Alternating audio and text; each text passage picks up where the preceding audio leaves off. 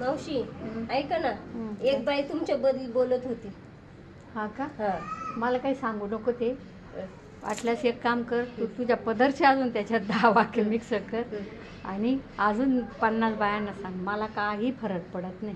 कोणी माझ्याबद्दल कोणाला काय सांगितलं आणि कोण माझ्याबद्दल काय बोलतं, काय मी कशी आहे मला माहिती. त्याच्यामुळं जगाला ना मी अशी कोलवते.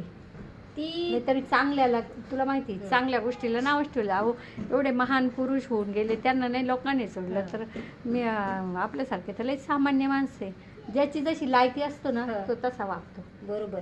आणि काय होतं, चांगल्या माणसाला ना नेहमी जळणारे लोक असतात त्याच्यावर, ते जळत असतात आणि ते त्या जळणातून त्यांचा द्वेष तिरस्कार आपल्यावर येत असतो.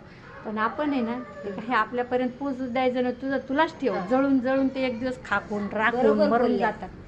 ते तसेच मरून जाते, त्यांचीच राख होती. त्याचं आपण नाही टेन्शन घेत, मी नाही टेन्शन घेत. त्याच्यामुळे कोणी सांगायला आले ना तुझ्या जवळ ठेव म्हणा, मला नको सांगू ते. भारी बोलल्यावर हा, हे पटलं.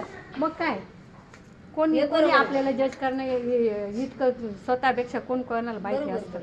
मी म्हणते ना, ज्याची लायकी तसं तो दाखवणार, तसं तो बोलणार. त्याच्यामुळे आपण त्याच्यातलं आपल्यापर्यंत पोचू द्यायचं नाही, त्याचा परिणाम होऊ द्यायचा नाही. कारण हे जळकुटे असतात ना, यांचं तेच असतं की दुसऱ्याला कसं खच्चीकरण करायचं, आपण नाही होऊ द्यायचं, जळू द्यायचं.